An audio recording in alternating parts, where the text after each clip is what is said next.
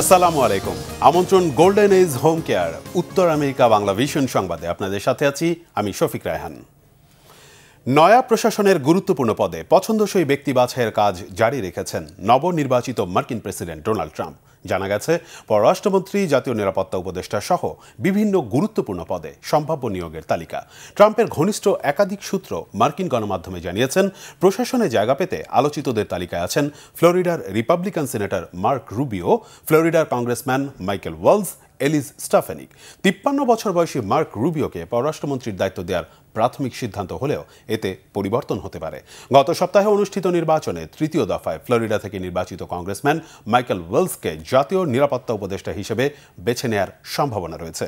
এমন হলে শুরুতেই ফিলিস্তিন, ইসরায়েল আর রাশিয়া ইউক্রেন সংঘাত বন্ধে মধ্যস্থতার মতো বড় চ্যালেঞ্জের মুখে পড়বেন তিনি।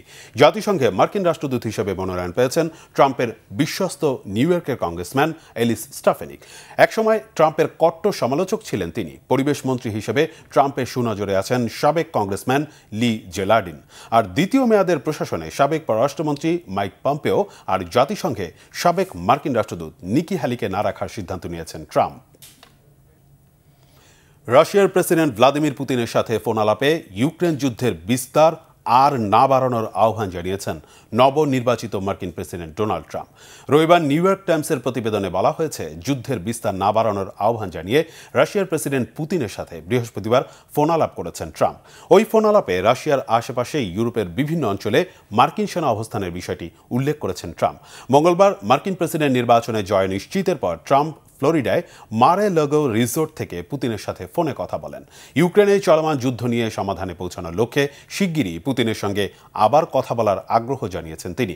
প্রেসিডেন্ট হিসেবে জয় নিশ্চিতের পর বুধবার ইউক্রেনের প্রেসিডেন্ট ভলোদিমির জেলেনস্কির সাথেও ফোন আলাপে যুদ্ধবন্ধের আহ্বান জানিয়েছেন ট্রাম্প।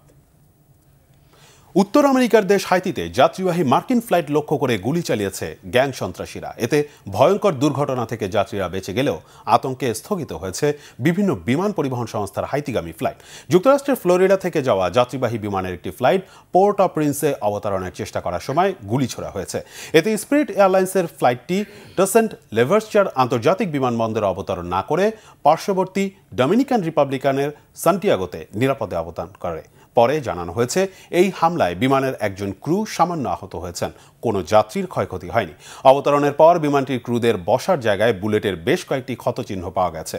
শপথের 6 মাসেরও কম সময়ের মধ্যে হাইতির অন্তর্বর্তী সরকারের প্রধানমন্ত্রী গ্যারি কানিলকে বরখাস্ত করে নতুন নিয়োগের দিনই এই হামলা হলো। এই ঘটনায় স্পিরিট ছাড়াও আমেরিকান এয়ারলাইন্স ও জেট ব্লু হাইতিগামী ফ্লাইট বৃহস্পতিবার পর্যন্ত স্থগিত করা হয়েছে। এই ছিল এখনকার মতো। আগামী শনিবার বাংলাদেশ সময় সকাল 6টা, শুক্রবার নিউ ইয়র্ক সময় রাত 8টায় উত্তর আমেরিকা বাংলা ভিশন সংবাদ দেখার আমন্ত্রণ রইল। এতক্ষণ সাথে থাকায় ধন্যবাদ।